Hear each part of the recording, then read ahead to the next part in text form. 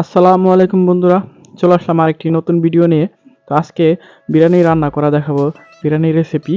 তো এই যে আমরা সব মসলা নিয়ে নিছি, দেখতে পারতেছেন অনেক মশলাই। তো এগুলি সব এটার মাংসের মধ্যে আমি দিয়ে দিলাম। মাংসটা আগেই ধোয়া ছিল, তো মাংস সুন্দর করে ধুয়ে নেবেন। তো আমাদের এটা ছিল আপনার গরুর মাংস। তো এই দেখেন, তারপরে তেল দিয়ে দিতেছি, সস দিয়ে দিতেছি, টমেটো সস এটা, আর ওই ইউগারটা। তো এই টক দই দেওয়ার পরে মোটামুটি আপনারা যতটুকু মনে চায় এই বিরিয়ানি মশলা, এটা আবার কিনে আনছি মশলাটা। আর ওইগুলিও কিনা আনা হয়েছে, ওইগুলি আর কি সব আলাদা আলাদা করে কিনে আনা হয়েছে। আর গরম বিরিয়ানি মশলা, শুধু বিরিয়ানি মশলা দিলে কিন্তু আপনার পরিপূর্ণভাবে ওই যেই গ্রানটা, ওই জিনিসটা আসবো না, আর মাংসের যেই গ্রেভি ওইটাও হইব না। তো এটা আবার ওই যে পেঁয়াজ ভাজা ছিল, তো পেঁয়াজ ভাইজে এটার সাথে মিক্স করে ম্যারিনেট করে রাখলাম।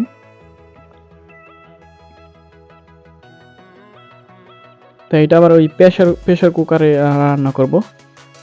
তো রান্না কিন্তু শেষ আমাদের প্রেশার কুকারে, এই দেখতেছেন। আর এখন ওই পোলাও চালটা নিয়ে নেব। এটা চিনিগুড়া চাল বাংলাদেশের, এটা ইন্ডিয়ান দোকান থেকে কিনে নিছি আমরা। তো আপনারা পরিমাণ মতো যতটুকু আপনারা খাইবেন অতটুকু নেবেন।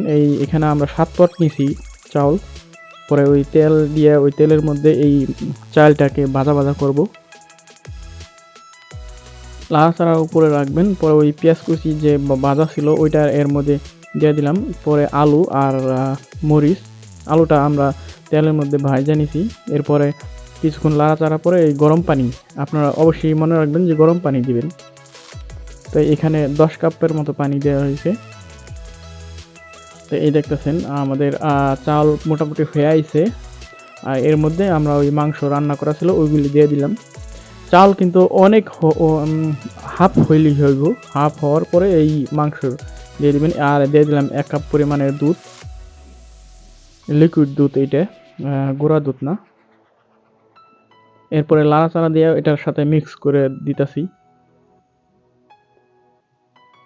তো লাড়াচাড়া দেওয়ার পরে এই যে ঢাইকা দিয়েছিলাম, আবার লাড়া দিলাম। এই যে দেখেন অনেকক্ষণ ঢাকা ছিল, মাঝে একবার লাড়া দেওয়া হয়েছিল। এই দেখেন আমাদের পরিপূর্ণভাবে বিরিয়ানি কিন্তু হয়ে গেছে। তো চালটা কিন্তু একদম ফুটে গেছে এবং ঝরঝরা আছে, সব ঝরঝরা, এই দেখতেছেন। তা আমরা আরেকটু ভাপে রাখলে ওই যতটুকু ছিল অতটুকু হয়ে গেছে। এই যে দেখেন আলুটা কিন্তু একবার গলে যায় না, এই যে মাংসের পিস দেখেন। তাই ধন্যবাদ সবাইকে, দেখা হবে নতুন আরেকটি ভিডিওতে। আর ভিডিওতে অবশ্যই লাইক দিবেন।